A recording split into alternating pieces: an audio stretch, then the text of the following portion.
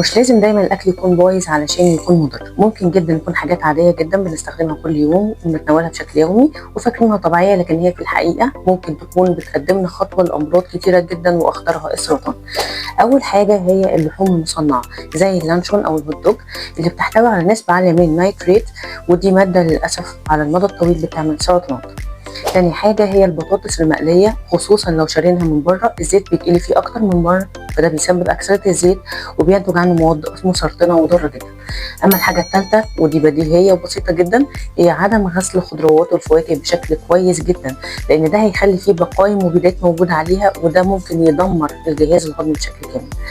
حابة أسمع رأيكم، اكتبولي في الكومنتس إيه أكتر حاجة من الحاجات دي كنتوا بتعملوها ومش واخدين بالكم من مخاطرها. خليكم في سلام.